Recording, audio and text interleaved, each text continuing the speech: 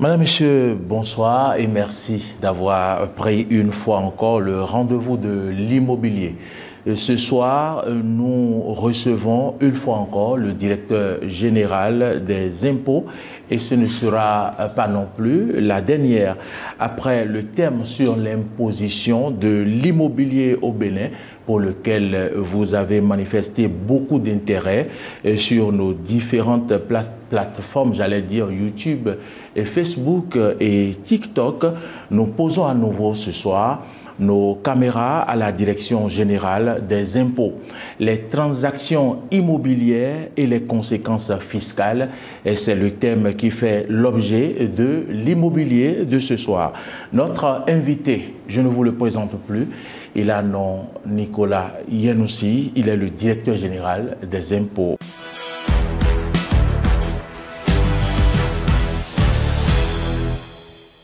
Bonsoir, Monsieur Yenoussi. Bonsoir, Monsieur Agua. Merci une fois encore d'avoir accepté notre invitation. Merci beaucoup. Nous ne pouvons donc pas aller dans le fond du sujet de ce soir sans une clarification conceptuelle. DGI, dites-nous, c'est quoi une transaction et que comprendre par une transaction immobilière? Merci beaucoup. Je voudrais vous féliciter pour cette initiative qui consiste à parler de l'immobilier et plus précisément des enjeux fiscaux liés aux investissements immobiliers et d'une manière générale du rôle de l'administration fiscale en tant que structure dont le rôle est d'accompagner les investisseurs immobiliers qui souhaitent savoir comment s'y prendre. Donc c'est une bonne chose, ça nous permet donc d'expliquer à nos populations et aux investisseurs comment s'y prendre pour ne pas être surpris, pour optimiser également, pour savoir prendre les bonnes décisions. Cela étant, vous avez demandé ce qu'il faut entendre par transaction. Oui. Voilà, une transaction, c'est simplement un accord formel entre plusieurs personnes et qui porte sur l'échange d'un bien ou d'un service. Lorsqu'on est dans le domaine immobilier, une transaction immobilière va être simplement une transaction spécifique, une opération qui porte sur un bien immobilier. Ce bien peut être bâti, il peut être non bâti ou il peut s'agir simplement de droits réels portant sur des biens immobiliers. D'accord. Tout simplement, c'est ce qu'il faut comprendre par transaction immobilière. Alors, quels sont les différents types de transactions immobilières qui existent et quels en sont généralement les acteurs clés? Nous avons en général les opérations d'achat de biens immobiliers, les opérations de cession ou de vente de biens immobiliers, les donations, et il y a également les opérations portant sur les successions, c'est-à-dire la transmission après le décès du propriétaire du bien, donc la transmission des droits ou des biens à ses héritiers.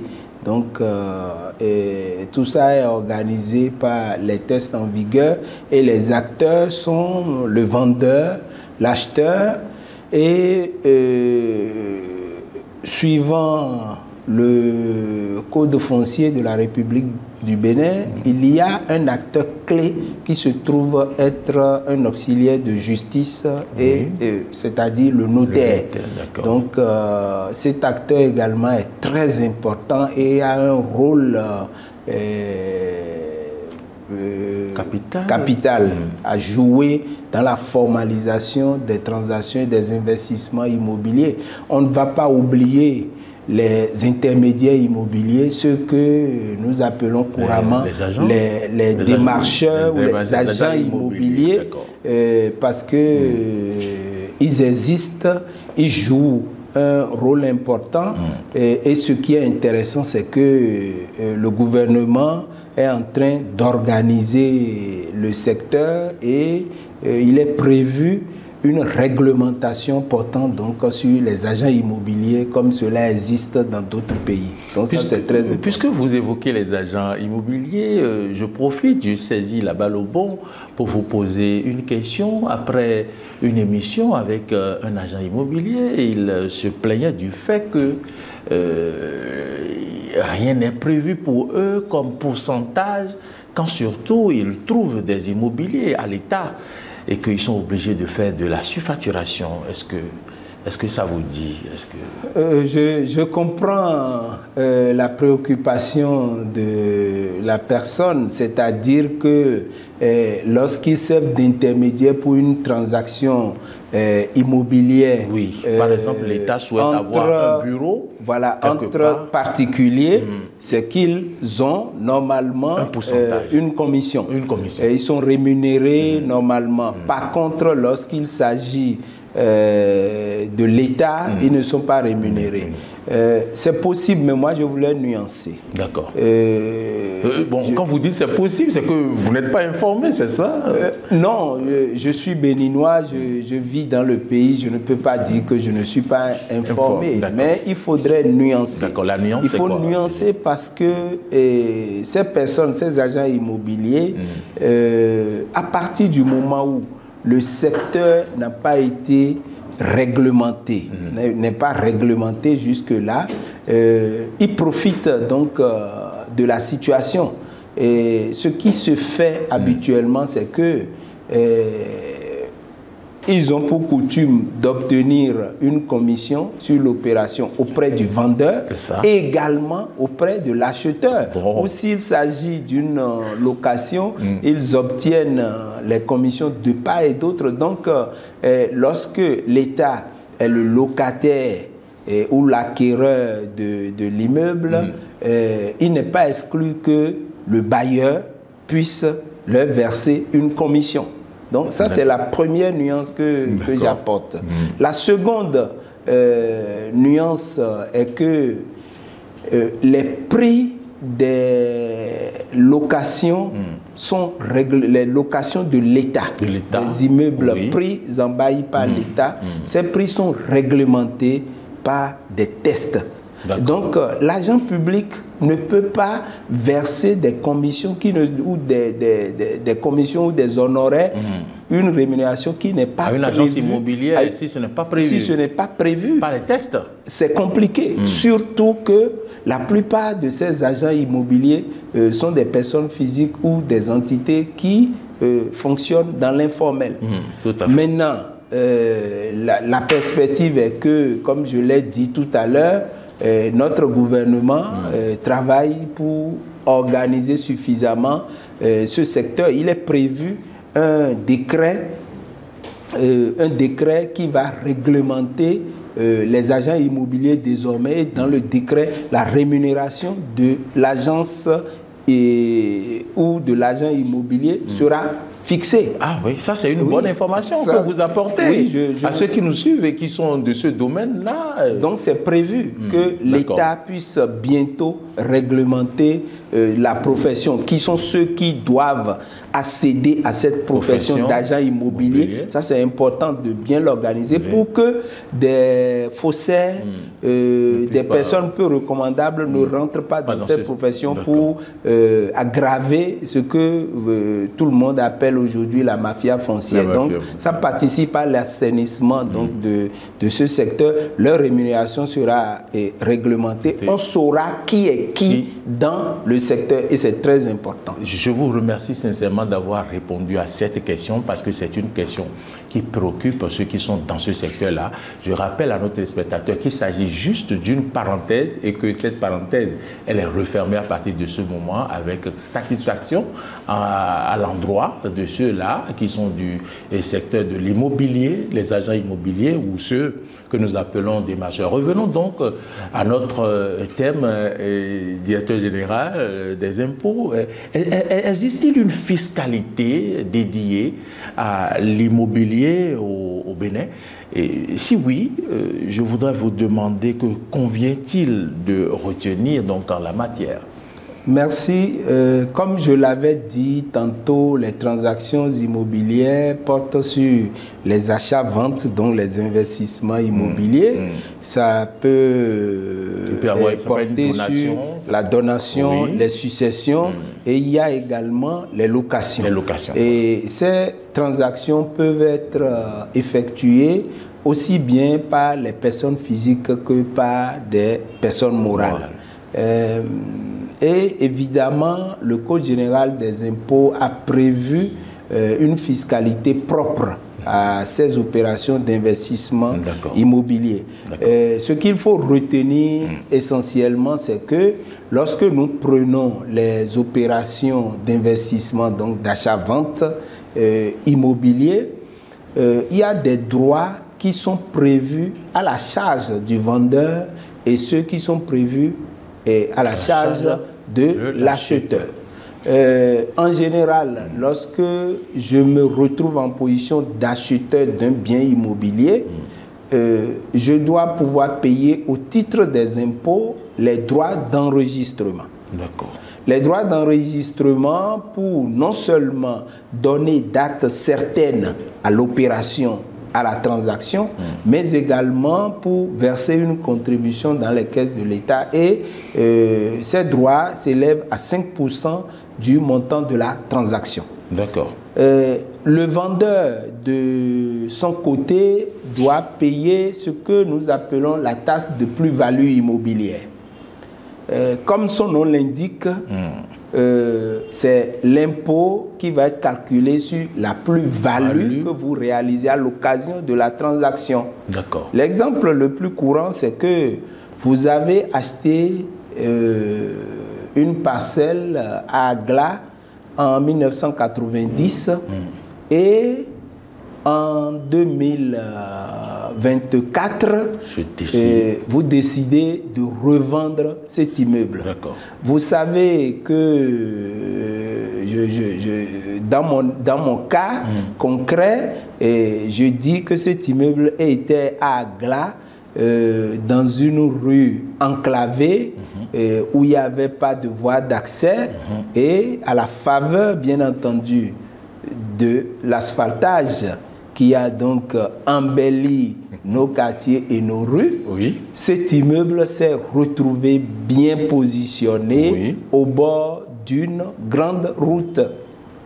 Et là, cet immeuble que vous avez acheté, cette parcelle achetée en 1990 à 1 million de francs CFA, et vous la vendez aujourd'hui à 20 millions de francs CFA. Donc, concrètement, vous avez réalisé une plus-value de 19 millions de francs CFA, c'est-à-dire on va soustraire les 1 million des 20 millions qui constituent le prix de vente actuel. Donc, ça fait une plus-value de 19 millions. De 20 millions moins 1 million. Moins 1 million, on a 19 millions de plus-value et vous allez payer donc votre impôt qui va s'élever à 5%. Est-ce que ce sera des 19 millions ou des 20 millions? Des 19 millions.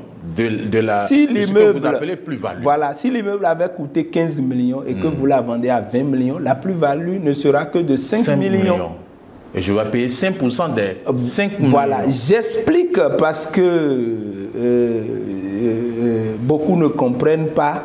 Et il est important de rappeler que celui qui a acheté en 1990 une parcelle à Agla n'a réalisé aucun investissement et que c'est l'État qui a réalisé tout l'investissement, notamment de 90 à 2024, bien sûr. Bien sûr.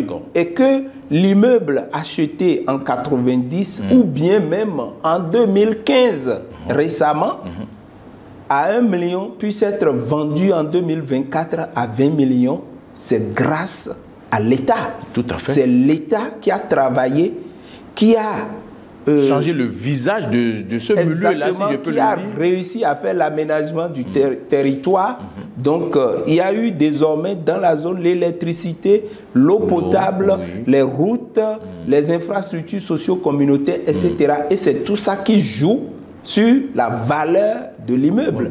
Donc, il est normal, il est juste que l'État puisse réclamer sa part sur la plus-value réalisée. Donc, le vendeur doit pouvoir payer la taxe de plus-value. La loi a prévu comment cette plus-value va être calculée s'il y a un bâtiment sur l'immeuble. Donc, la loi a prévu la valeur du sol et la valeur de l'immeuble devait représenter 10% à peu près et on fait les calculs. Dans tous les cas, le vendeur a l'obligation de payer donc sa part. Et il est important de souligner que lorsque je suis vendeur, je suis acheteur plutôt, je dois pouvoir vérifier que l'immeuble que j'achète n'est pas grevé de droits. Qu'est-ce que ça veut dire? Ça signifie que avec mon notaire, ou si généralement ça va être le notaire, donc avec mon notaire, je dois pouvoir m'assurer que il n'y a pas une hypothèque qui avait été prise sur l'immeuble par le vendeur, c'est-à-dire s'il n'a pas obtenu un crédit bancaire en contrepartie de la parcelle qui était mise en hypothèque. Ensuite, vérifier si les impôts fonciers sur la parcelle ou si l'immeuble étaient payés. Dans tous les cas, la réglementation exige que pour faire la mutation, il faut qu'il n'y ait pas de dette fiscale sur l'immeuble. Donc, vous êtes acheteur, vous vérifierez préalablement que votre vendeur a fini de payer ses impôts fonciers sur l'immeuble et que sa situation fiscale est égale à 0. Autrement dit, vous allez payer le vendeur, il va déjà disposer des ressources et c'est plus tard que la situation fiscale va révéler qu'il y avait une dette impayée par votre vendeur. Et là, vous n'aurez que vos yeux pour pleurer parce que le vendeur a déjà encaissé le prix de la transaction, les sous. Et il n'est pas rare d'apprendre que dans une transaction immobilière, que lorsque le montant a été fixé, j'ai des amis qui ont dit qu'on a déduit l'impôt dû par le propriétaire vendeur du montant. Exactement, c'est exactement ça. Donc, vous allez veiller à ce que la situation fiscale de l'immeuble vous soit présentée et que si le vendeur ne l'avait pas payé, vous déduirez le montant de l'impôt foncier dû du prix de la transaction avant de conclure l'opération. Donc ça, c'est important. Donc ça, c'est les achats-ventes concernant les particuliers. Mais lorsque la transaction est faite par une entreprise, la loi dispose autrement. Que dit la loi dans ces conditions? Lorsque c'est une entreprise qui acquiert un immeuble, une parcelle, une maison bâtie, pour le développement, l'éclosion des PME, la loi a exonéré l'entreprise commerciale ou industrielle des droits d'enregistrement lorsque la valeur de l'immeuble ne dépasse pas 50 millions. D'accord. C'est important là également à savoir. Donc, tous ceux qui ont des entreprises et que c'est l'entreprise qui doit être l'acheteur de l'immeuble, il n'y a pas de droit d'enregistrement à payer tant que le montant de l'immeuble ne dépasse pas 50 millions. Mais la loi y a introduit une condition. La condition est que l'entreprise doit pouvoir conserver la propriété du bien pendant au moins 5 ans. Ça, c'est pour éviter que le gérant ou le responsable de cette entreprise ne puisse acheter un bien immobilier en franchise d'impôt et que le lendemain retourne cela dans son patrimoine privé. D'accord. Donc, l'entreprise a l'obligation de garder l'immeuble, de détenir l'immeuble pendant 5 ans. Au moins 5 ans. Au moins 5 ans. Est-ce que des cas de fraude se sont présentés à vous déjà et vous avez pu donc attraper ces gens Non. On ne peut pas présenter ça comme ça. D'accord. Le système étant déclaratif, vous venez, vous déclarez que vous avez fait une transaction, c'est une société, on vérifie l'existence de la société, si la société elle-même est connue des services fiscaux, et puis si vous bénéficierez de l'exonération. Et puis derrière, nous, on continue de travailler, on va vérifier pour voir si tout ça est juste. Maintenant, vous détenez sur 5 ans. Le jour où vous allez vous présenter, le jour où le même immeuble sera représenté par un acte dans les services, on vérifiera la date initiale d'acquisition et maintenant l'actuelle date de cession pour pouvoir faire les contrôles nécessaires. Donc ça, c'est du côté de l'acheteur. Et du côté du vendeur entreprise, les entreprises sont dispensées également de la taxe de plus-value. Tout simplement parce que les entreprises sont soumises déjà à un autre impôt sur les bénéfices, à savoir impôt sur les sociétés ou l'impôt sur les bénéfices d'affaires. Donc, sur le plan comptable, sur le plan de la technique fiscale, la plus-value dégagée lors de la vente sera déjà comprise dans les produits de l'entreprise que seront soumis à l'impôt sur les bénéfices. Donc on ne demandera pas à l'entreprise de payer une deuxième fois un impôt sur le revenu qui est la taxe de plus-value. Donc ça, c'est ce qu'il faut payer sur les achats et les ventes. Maintenant, on peut parler rapidement de la donation, des successions et de la location. Tout à fait. Qu'est-ce qu'il en est de la donation? Si je prends la donation suit le même régime fiscal que les mutations à titre onéreux.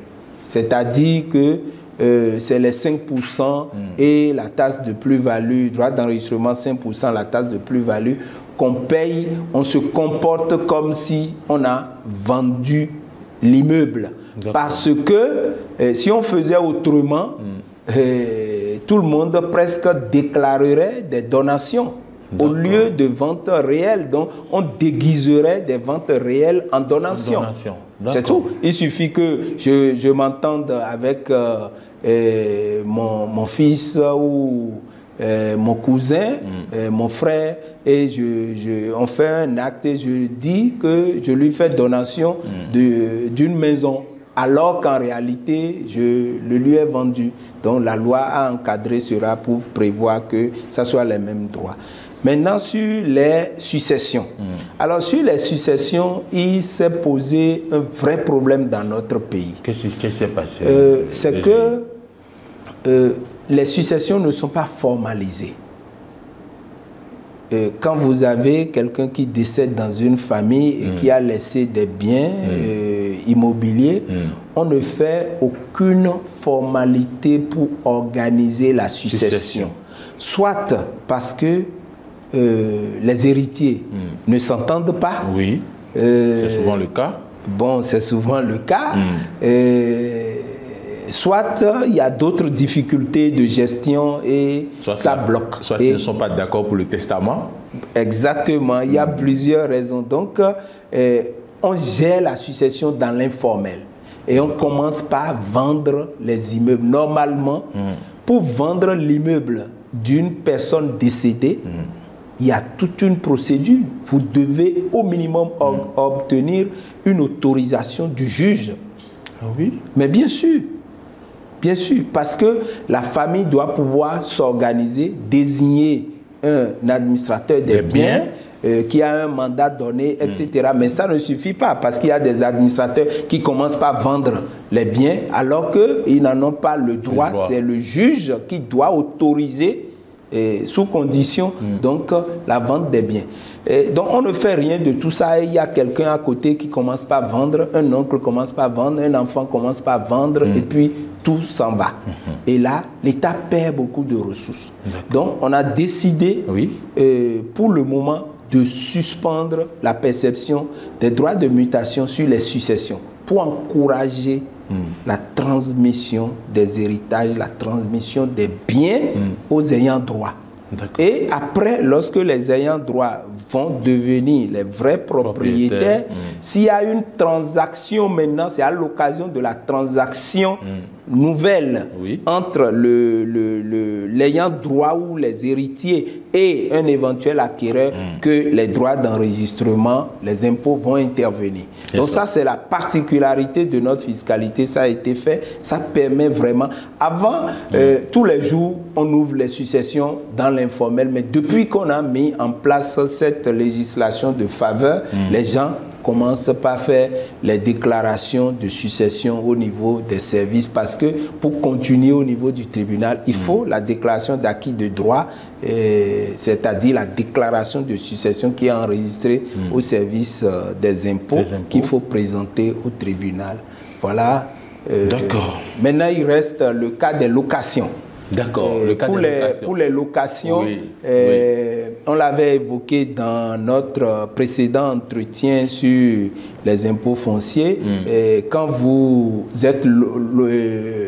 louez un bien, vous payez 12% du loyer, un impôt unique de 12% des loyers. Et lorsque votre locataire est une entreprise, le locataire entreprise a l'obligation de retenir les 12% à la source et va les reverser pour votre compte. Donc voilà. D'accord. Alors on va poursuivre cet entretien, j'allais dire. Quelles sont alors, directeur général des impôts, les modalités d'achat d'une résidence, par exemple, en République du Bénin? Pour acheter une résidence dans notre pays, en principe, vous contactez un notaire.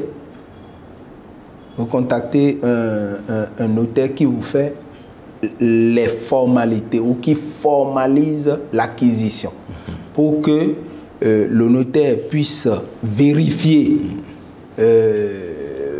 vraiment la réalité du bien sur le terrain, le vrai propriétaire, faire les formalités, etc.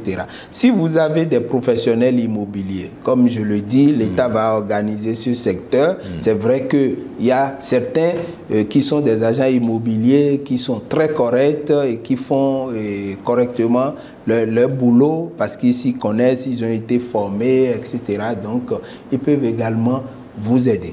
Et pour payer les droits, la DGI a mis en place... Y a-t-il des facilités sur ce plan-là? Les e-services pour que vous puissiez déclarer l'acte de cession et payer les droits en ligne. Aujourd'hui, vous pouvez payer les droits directement par télépaiement, donc en ordonnant votre banque de payer la DGI ou en payant par Momo, par téléphonie mobile. Donc c'est valable aujourd'hui, tout ça existe. Mais les droits d'enregistrement, la particularité c'est qu'on ne paye pas, on n'enregistre pas les attaques crédits. Vous payez immédiatement. Et moi j'ai toujours milité pour que ces droits soient maintenus, soient payés par ceux qui font les transactions, parce que ceux qui achètent les parcelles, c'est quand même des gens qui ont un peu de moyens. Ceux qui n'ont pas de moyens. Pas toujours, mais bon, quand même. Oui, mais le Béninois est porté à avoir son lopin de terre. C'est vrai qu'il faut l'accompagner, mais tout le monde n'a pas la chance d'avoir un lopin de terre. Donc ceux qui ont un peu de moyens, qui décident d'acheter, il faut qu'ils acceptent de payer les impôts. Cependant, ce que j'allais ajouter, c'est les efforts du gouvernement en matière de logements sociaux. Qu'est-ce qu'il en est? Donc, avec le projet qu'il y a aujourd'hui à Wedo, et qui doit permettre à ceux qui n'ont pas les moyens, ceux qui n'avaient pas de résidence au Bénin, d'accéder à une résidence correcte aujourd'hui. Ça, c'est à encourager. La fiscalité également a prévu que les logements sociaux sont exonérés, les investissements en matière de construction de logements sociaux sont exonérés d'impôts. C'est-à-dire, s'il y a des promoteurs immobiliers, privés ou publics, qui s'investissent dans ce domaine, ils puissent bénéficier de l'exonération. Ça ne veut pas dire que si la propriété vous revient, vous achetez un bien immobilier dans le cadre des projets sociaux, à partir du moment où vous êtes propriétaire, vous allez payer votre taxe foncière. Ça, je ne parle pas de ça. Je ne parle pas de la taxe foncière, mais je parle des projets d'investissement dans les logements sociaux. D'accord. Et si je prends par exemple, je souscris à ces logements et je prends un logement à Ouedo par exemple, je vais payer mon impôt pour là où j'habite là? Oui, dans la mesure où vous l'habitez, vous êtes devenu propriétaire, vous payerez la taxe foncière. Vous paierez la taxe foncière. Par contre, à ne pas confondre avec les modalités de paiement ou le système mis en place pour que les personnes à revenus modestes deviennent propriétaires de ces immeubles. Bon, je crois que la CIMO va publier les conditions, mais je crois que ça va être une vente sur plusieurs années où vous paierez les loyers jusqu'à devenir propriétaire. D'accord. Monsieur le directeur général des impôts, parmi les acteurs clés de la transaction immobilière, au début de cette émission, vous avez cité les notaires. Mais souvent, on constate que certains notaires disent que lorsque, par exemple, un immeuble a été vendu à 20 millions et au niveau des impôts, on dit que le prix de vente n'est pas ce que ça doit être et qu'il va falloir donc un peu qu'on revoie les prix. Et cette récrimination existe au niveau des notaires et ça dérange un peu. Qu'est-ce qu'il en est? Merci beaucoup. Effectivement, il arrive des cas où les actes présentés par les notaires font l'objet d'une correction au niveau des prix de cession ou des prix de la transaction, du montant de la transaction.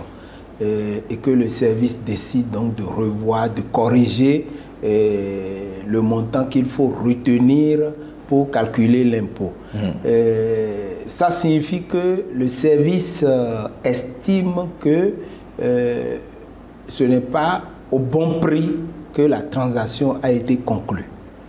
Mais ça crée de préjudice au notaire. Oui, ça crée quelques difficultés, mais souvent ces difficultés sont réglées parce que le service ne le dit pas ex nihilo.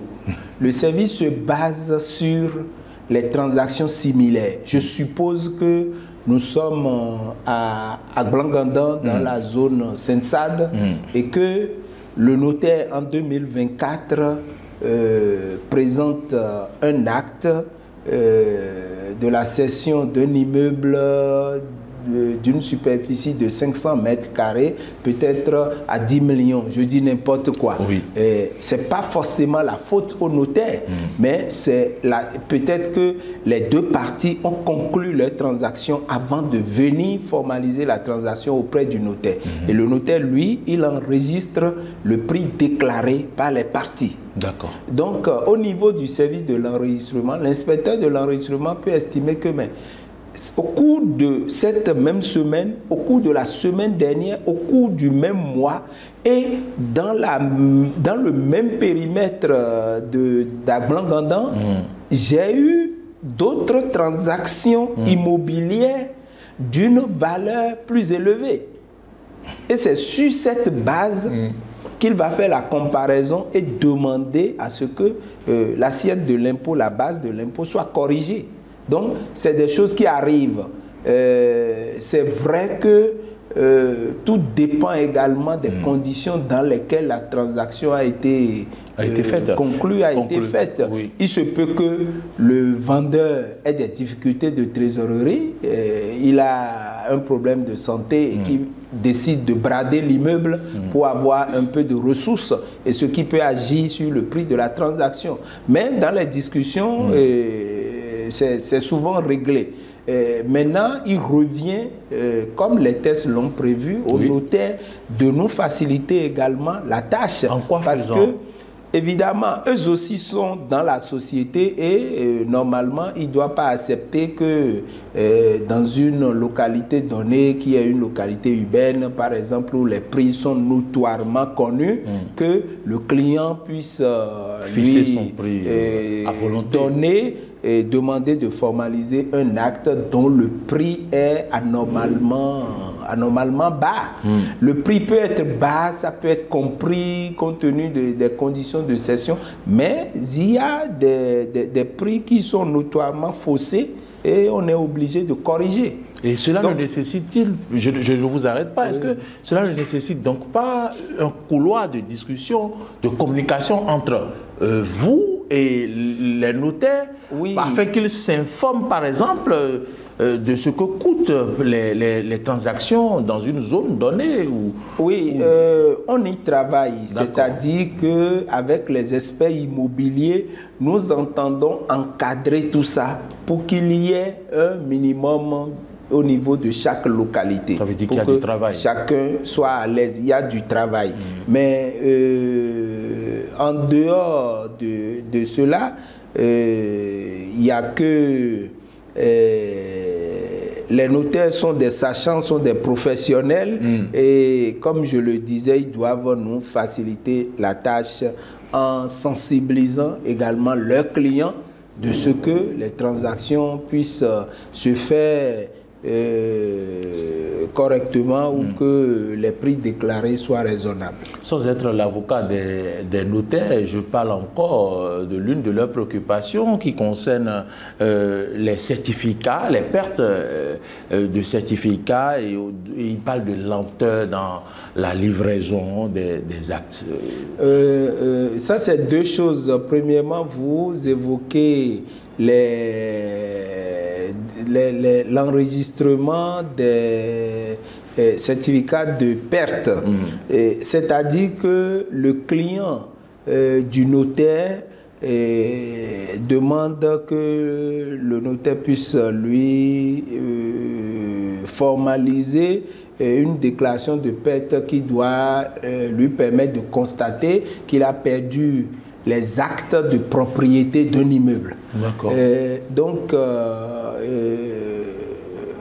le service fait très attention par rapport à ça. Pourquoi? Et ce qui nous préoccupe... Le service a été piégé par le passé?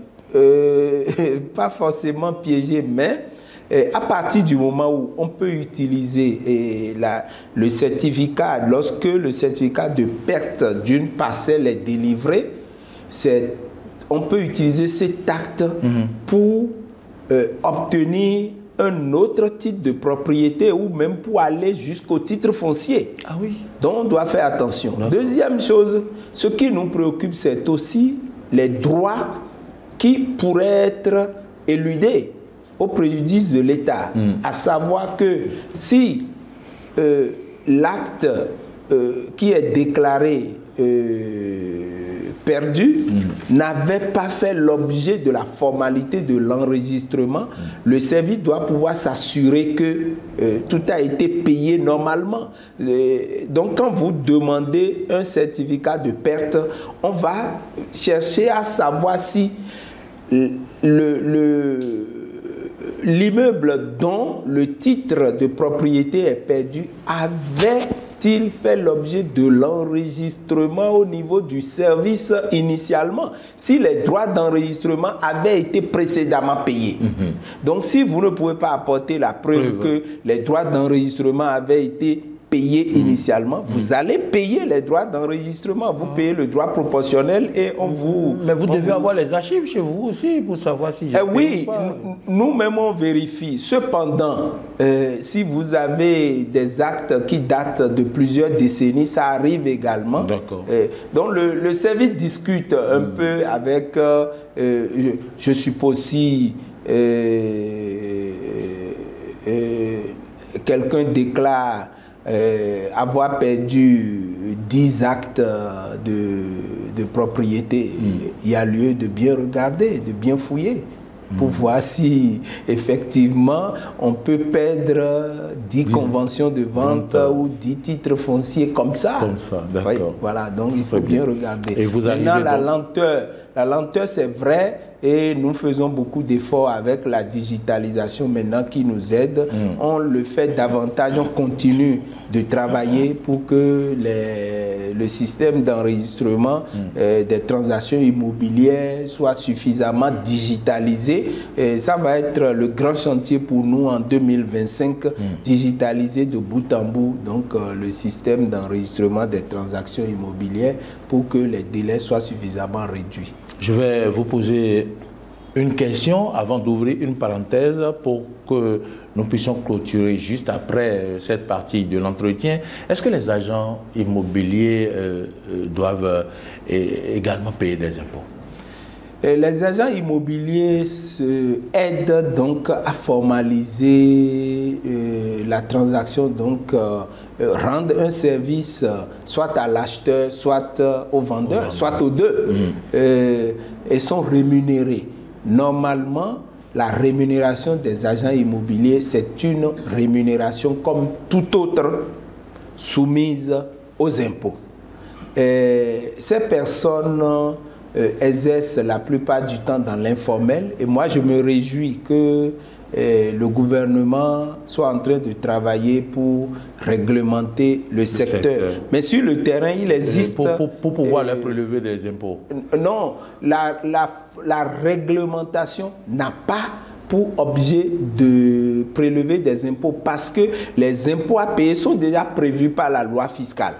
Donc la réglementation qui est en cours, c'est pour les organiser, pour qu'il n'y ait plus de désordre dans le secteur, pour que nous ayons des professionnels de l'immobilier qui aident normalement les populations et qui savent bien de quoi il est question, qui n'induisent pas les vendeurs ou les acheteurs en erreur, parce que les impôts à payer par ces personnes sont déjà prévus par la loi fiscale, donc le Code général des impôts. La réglementation, c'est de mettre de l'ordre dans le secteur. C'est pour savoir qui est qui, qu'il y ait accès à cette profession aux véritables professionnels, aux personnes qui ont la moralité et les comportements nécessaires pour exercer véritablement l'activité et pour ne pas en rajouter à la mafia foncière qui existe dans le pays. Il y a d'autres préoccupations qui nous sont parvenues. Par exemple, si vous ne payez pas votre impôt foncier sur 10 ans et vous décidez de vendre votre bien immobilier, est-ce que après avoir vendu, il va falloir prélever les 10 ans d'impôt ou bien il y a une loi qui dit par exemple qu'il ne faut prélever que 3 ans? Oui, j'entends souvent dire ça, que on peut s'abstenir de payer et après ne payer que sur 3 ans. Non, c'est une information totalement erronée. Parce que ça, c'est trop facile. Ça veut dire que je construis une maison, je l'habite, je décide de ne pas payer les impôts, je décide de me mettre au travers de la loi, de ne pas me comporter comme un bon citoyen. Et au bout de 10 ans, bon, je sors la tête et puis on me fait une facture de 3 ans et puis c'est fini. Le reste va passer en perte et profit. Mais non, ça ne peut pas passer comme ça. Ça va créer d'ailleurs une injustice par rapport à ceux qui se comportent bien, aux honnêtes citoyens. Donc ce n'est pas ça. Je sais qu'il existe au niveau de la législation le délai de prescription de l'action en recouvrement et je crois que c'est à ça que les gens font allusion, mais font une interprétation totalement erronée. Ce dont il s'agit, c'est lorsque vous n'avez pas été imposé ou que vous avez été imposé et que le receveur ne vous a pas poursuivi dans les délais. Donc c'est pour ça que nos services s'organisent pour réclamer le recouvrement à tous les propriétaires normalement. Et ce dont il s'agit, c'est pas que on va se lever seulement et dire bon, les années antérieures sont passées. Non, c'est pas ça. Il faut que les gens s'organisent pour payer. Et comme je l'avais déjà dit, on a la possibilité d'étaler le paiement sur plusieurs années si on n'a pas les moyens. Ça ne sert à rien de ne pas payer et après de dire que non, non. Donc celui qui ne paie pas sur 10 ans et qui veut vendre son immeuble, bien, on va prélever l'intégralité des 10 ans d'arriéré d'impôt sur le produit de la vente. Voilà qui est clair. Et il va encaisser le solde. Voilà qui est clair. Voilà qui est clair. Donc il vaut mieux s'organiser, payer chaque année que de traîner, d'avoir des problèmes comme ça où si vous vendez à un prix donné, les arriérés d'impôts vont même absorber le prix intégralement, le prix de la vente là. Et il ne vous restera plus grand chose. Et il y a aussi une autre préoccupation. Lorsqu'un immeuble est peint, est badigeonné, j'allais dire, il y a, comment dire, des rumeurs, comment je vais dire, dans l'opinion publique, l'on véhicule que c'est autrement taxé qu'un immeuble qui n'est pas badigeonné. Est-ce que c'est vrai? Oui, ce qu'on entend dire. Et effectivement, il y avait des critères de taxation qui sont fondés sur le fait que l'immeuble soit peint ou non. Le fait que l'immeuble soit carrelé ou non, le fait que l'immeuble soit crépi aussi, d'une manière générale, l'immeuble soit bien arrangé, présente un aspect extérieur intéressant ou non. Nous avons fini un travail et ça va rentrer en vigueur à partir du 1er janvier où les critères de taxation ont été revus et totalement simplifiés. Nous nous sommes basés sur un système de zonage de l'ensemble du territoire national. Et c'est à partir donc de des critères qui permettent de définir chaque localité que la taxation se fera. Donc que l'immeuble soit peint ou non, ne jouera carrelé plus. Ou non. Carrelé ou non, ne jouera plus. D'accord. Ce qui va jouer, le tout premier critère, ça va être la zone d'implantation de l'immeuble. Si je dois donner un exemple concret, cela signifie que lorsque la même personne construit un immeuble, je suppose un rez-de-chaussée au quartier Les Cocotiers, et construit de la même manière dans un quartier de Godomé ou à Gla ou à Ouiho, nous, on aura déjà attribué à chaque localité des coefficients. Donc le coefficient du quartier Cocotier, le coefficient de Haye-Vive sera forcément plus élevé que le coefficient de Godomé ou d'Agla. Donc le même immeuble construit, l'immeuble construit de la même façon, de part et d'autre avec les mêmes caractéristiques, ne paieront plus les mêmes impôts. Donc, Haye-Vive ou Cocotier va payer un impôt légèrement plus élevé que l'immeuble construit de la même façon à Godomé ou au niveau d'Alada. Donc voilà, donc c'est les critères de zonage que nous allons. Donc on a réparti tout le territoire en plusieurs zones. Il y a les zones de la première catégorie, de la deuxième catégorie, de la troisième, de la quatrième catégorie. Donc le milieu urbain, et dans le milieu urbain, il y a les milieux bien assainis où tout est réglé. Donc comme Haye-Vive et autres. Exactement. Donc on aura cette catégorie qui va payer un impôt légèrement plus élevé que la catégorie suivante, etc. Donc, désormais, que l'immeuble soit peint ou non, que ce soit carrelé ou non, ne jouera plus dans les règles de taxation.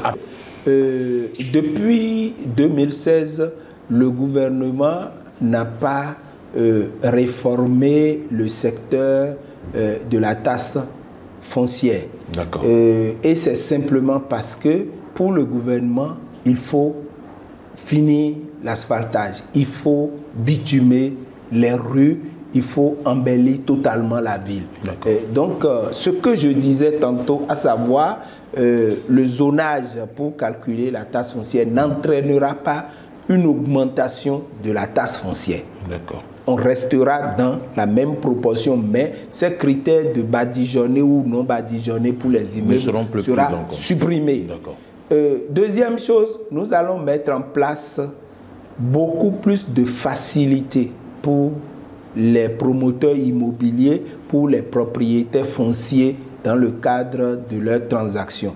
À savoir que leur permettre de payer les impôts en ligne, de payer par téléphonie mobile dès lors qu'ils ont leur IFU et la suspension des pénalités, des majorations de retard, tout ça va pouvoir continuer. Donc, je voudrais rassurer tout le monde et dire que 2025, il n'y aura pas une augmentation de la taxe foncière ni des droits d'enregistrement et de la taxe de plus-value pour les transactions immobilières, ni même de l'impôt sur le revenu foncier qui est à 12% du montant des loyers. Tout ce qui va changer, c'est à l'intérieur les critères et également beaucoup de possibilités qui seront offertes pour payer en ligne, pour éviter les tracasseries aux populations. Donc nous sommes à la fin de cette première partie, la première partie de cette émission qui est l'entretien. Nous allons aborder la deuxième partie qui sont les erreurs à ne pas commettre en quelques minutes avant de conclure cette émission.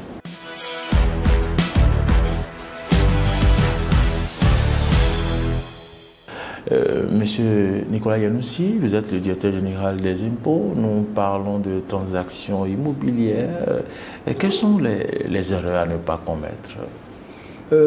Merci. Je voudrais attirer l'attention de nos téléspectateurs sur deux erreurs à ne pas commettre. Et ces erreurs sont liées aux transactions foncières. Lorsque vous faites une transaction foncière, la première erreur qu'il faut éviter, c'est de minorer la valeur d'acquisition ou de vente de l'immeuble. C'est dangereux parce que c'est une fraude et ça peut même entraîner des poursuites au plan pénal. Lorsqu'on le découvre, c'est déjà chez nous une pénalité de 40%. En dehors de cela, vous pouvez acquérir un immeuble aujourd'hui, minorer la valeur et demain, ça va vous créer des problèmes parce que les ayants droit et les héritiers vont estimer que l'immeuble n'avait pas été et la transaction n'avait pas été réalisée à sa juste valeur et remettre en cause tout ceci parce que quand on le fait, ce n'est pas toujours parfait. Il y a forcément des erreurs qu'on commet et puis ça peut vous créer des ennuis. Deuxième chose, c'est lorsque vous voulez acheter un terrain, un immeuble, il faut obligatoirement s'assurer qu'il n'y a pas de dette fiscale sur l'immeuble. Donc, l'erreur qu'il faut éviter, c'est de verser les sous sans vérifier la situation fiscale de l'immeuble. Il faut prendre la situation fiscale du terrain et obliger le vendeur à payer les impôts dus jusqu'à la date de cession. Sinon, après, vous allez découvrir qu'il y a des arriérés d'impôts sur l'immeuble. Vous n'aurez que vos yeux pour pleurer. Merci à vous d'avoir accepté cet entretien. Quel sera votre mot de la fin? Merci beaucoup et je remercie votre télévision, le groupe de presse Eden TV pour cette opportunité que vous nous offrez pour expliquer aux populations les enjeux des transactions immobilières. Je voudrais inviter les uns et les autres à travailler pour se conformer à la réglementation. Il y va de l'intérêt de nous tous. Merci infiniment, Monsieur le Directeur Général des Impôts. Vous êtes Nicolas Yanoussi. Vous avez accepté de nous recevoir dans l'immeuble de la Direction Générale des Impôts à Cotonou. Nous avons parlé des transactions immobilières et les conséquences fiscales. Et chers annonceurs qui nous suivez en ce moment, cette émission vous donne donc droit, ou du moins l'opportunité de vous positionner également en ce qui vous concerne et suivant vos offres qui ont trait à l'immobilier. Il faut donc comprendre qu'il suffit de nous contacter, de contacter notre service commercial au 90 00 16 15 pour donc vous positionner sur cette émission et surtout si vous êtes dans le domaine de l'immobilier, quel que soit le secteur. Quant à vous, mesdames, messieurs, vous qui nous avez suivis, merci pour toute l'attention. On vous donne rendez-vous jeudi en 15. À bientôt.